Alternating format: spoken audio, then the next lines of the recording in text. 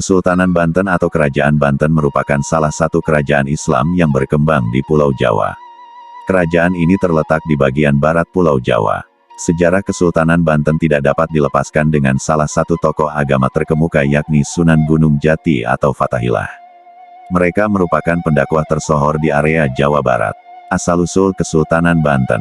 Pada abad ke-5, daerah ini merupakan pusat perdagangan rempah-rempah dan komoditas lainnya, serta merupakan bagian dari jaringan perdagangan yang melibatkan berbagai kerajaan di seluruh Nusantara. Kerajaan Banten secara resmi didirikan pada awal abad ke-16 oleh seorang pangeran dari Kerajaan Pajajaran yang bernama Maulana Hasanuddin. Akibat serangan Portugis yang menghancurkan Kerajaan Pajajaran, membuat Maulana Hasanuddin mendirikan Kerajaan Banten dan memilih Surosowan sebagai ibu kotanya. Dia kemudian mengganti namanya menjadi Sultan Maulana Yusuf. Masa kejayaan Kesultanan Banten. Masa kejayaan Kesultanan Banten terjadi pada akhir abad ke-16 hingga awal abad ke-17, khususnya di bawah pemerintahan Sultan Ageng Tirtayasa. Dia adalah sosok di balik kesuksesan Kerajaan Banten yang berkuasa dari tahun 1651 sampai 1683.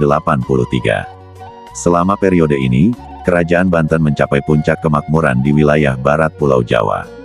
Kerajaan ini juga menjadi salah satu pusat perdagangan rempah-rempah yang penting di Asia Tenggara. Lokasi Banten yang menghadap Selat Sunda dimanfaatkan dengan sangat baik. Ini menjadikan Banten sebagai salah satu pelabuhan terbesar di wilayah tersebut, sehingga menghasilkan pendapatan besar dari perdagangan internasional. Masa kejayaan Kerajaan Banten juga mencerminkan perkembangan seni dan budaya yang kaya.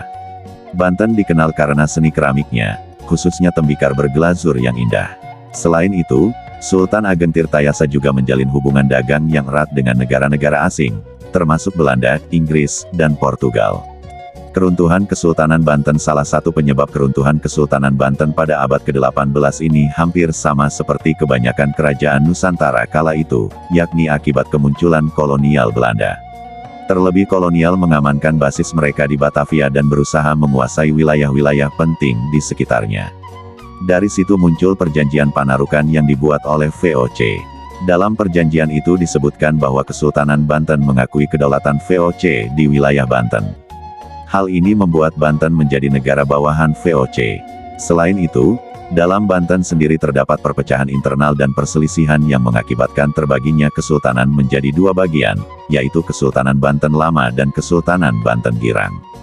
Hingga pada akhirnya Belanda berhasil menaklukkan Kesultanan Banten setelah mengalami beberapa pertempuran dan konflik bersama pasukan pemberontak. Sultan Muhammad Syafiyuddin, selaku penguasa Kesultanan Banten saat itu, menyerah kepada Belanda pada tanggal 18 November tahun 1832 yang menandai keruntuhan Kerajaan Banten. Peninggalan Kesultanan Banten mencakup sejumlah aspek budaya, sejarah, dan arsitektur yang masih dapat ditemukan hingga saat ini di wilayah tersebut, di antaranya sebagai berikut: Benteng Spilveck. Benteng ini dibangun pada abad ke-17 oleh pemerintah kolonial Belanda setelah menaklukkan Kesultanan Banten. Keraton Kaibon, merupakan istana yang digunakan oleh Sultan-Sultan Kesultanan Banten. Masjid Agung Banten, masjid yang juga dikenal sebagai Masjid Agung Al-Mukarromah, adalah salah satu masjid bersejarah yang dibangun selama masa Kesultanan Banten.